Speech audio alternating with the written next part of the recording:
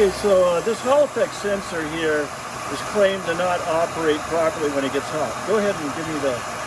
You can see on the ohmmeter there, the needle is moving. And I've got this thermometer in here giving us a reasonable amount of heat.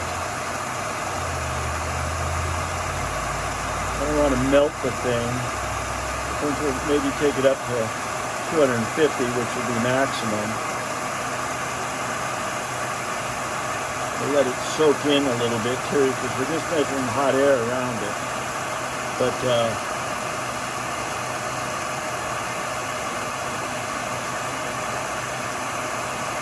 still operating.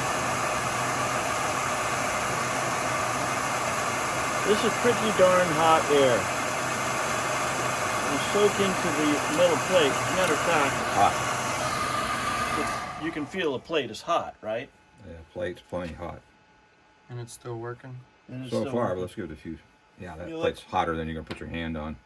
Okay, that's pretty hot, so I think we're going to go with that. I was just looking for our, where is that trigger-operated thermal unit? I don't see it up there right now, but you can't put your hand on it. It's hot. Yeah. And I can smell the heat here, too. Okay, keep trying it.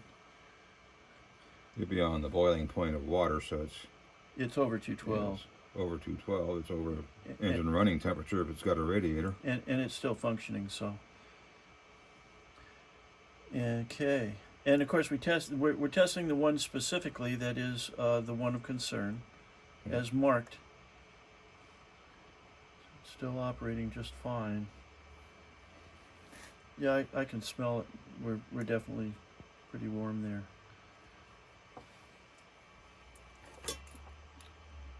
That's, Yeah, I mean, the only other thing is the spot temperature, but, you know, I smell burning plastic, so I think we're pretty hot.